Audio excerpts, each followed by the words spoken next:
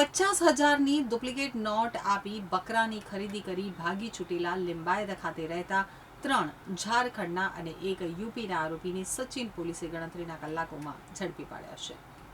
સુરતની સચિન પોલીસ પાસેથી મળતી માહિતી મુજબ ગત 17 મેના રોજ સચિન પલસાણા ખાતે રાજસ્થાનના ભંવરલાલ ભાગરિયા પાસેથી 50,000ના 2 બકરા ખરીદી 4 ઈસમો જતા રહ્યા હતા. જોકે બીજા દિવસે ભંવરલાલ ભાગરિયાને પોતાને મળેલી 50,000ની 500ની નોટોમાંથી 97 નોટો નકલી હોવાની જાણ થતાં સચિન પોલીસ મથકે જઈ ફરિયાદ નોંધાવી હતી. જે ફરિયાદના આધારે સચિન પોલીસે પીઆઈ પી.એન. વાઘેલા અને પીએસઆઈ એન.ડી. ડામોરના માર્ગદર્શન હેઠળ તપાસ હાથ ધરી હતી. તો મળેલી બાતમીના આધારે લિંબાયત વિસ્તારમાં રહેતા 4 આરોપીઓ, જેમાં 3 ઝારખંડના ઉલ્ફત શેખ, નાઝિર અંસારી અને જમાલ શેખ તથા 1 યુપીના રઈસ સિદ્દીકીને ઝડપી પાડી તેઓના ઘરની તપાસ કરતા ત્યાંથી પણ નકલી નોટો મળી આવતા પોલીસે કુલ 1.61 લાખની નકલી નોટો કબજે કરી તેઓ વિરુદ્ધ કાયદેસરની કાર્યવાહી હાથ ધરી હતી. ગઈ તારીખ 17/5/2026ના રોજ સચિન પલસાણા ટી પોઈન્ટ પાસે જે બકરા મંડી ભરાયેલી છે ત્યાં ફરિયાદી પોતાના વતનથી બકરા લઈને વેચાણ કરવા માટે આવેલો હતો. ફરિયાદી છે ભંવરલાલ જયચંદ ભાગરિયા અને 17 તારીખે 3 ઈસમો એની પાસે આવેલા અને એ લોકોએ 2 બકરાનો સોદો ફરિયાદી સાથે કરેલો. એક બકરાના 25,000 લેખે 50,000નો સોદો આરોપીઓએ એની સાથે કરેલો.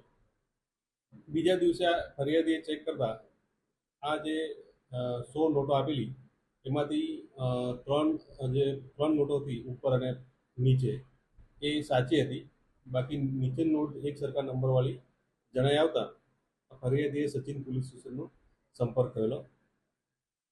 આ ગુનો દેશ વિરુદ્ધનો ગુનો હોય.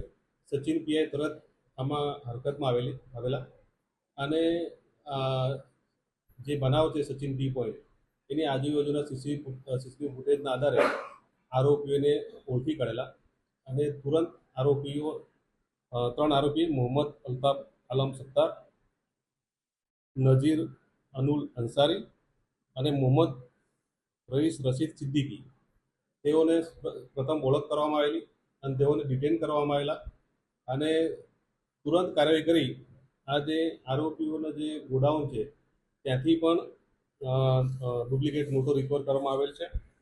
ત્યાંથી 500ના દરની 20 નોટો અને તથા તેના ઘરમાં 500 દરની 250 નોટો રિકવર કરવામાં આવેલ છે. એમ આરોપી પાસેથી કુલ્લે 332 ડુપ્લિકેટ ભારતીય ચલણ 500ના દરના રિકવર કરવામાં આવેલ છે. તેની કિંમત 1,61,000 રૂપિયા થાય છે. આરોપી પાસેથી જે બનાવવામાં વપરાયેલ જે બાઇક છે બુલેટ એ રિકવર કરવામાં આવેલ છે. મોબાઈલ ફોન 4 રિકવર કરવામાં આવેલ છે અને જે 2 બકરાનો સોદો ખરીદી પાસેથી આ લોકોએ કરેલો એ બકરા પણ રિકવર કરી ખૂબ જ પ્રશંસનીય કામગીરી કરેલ છે.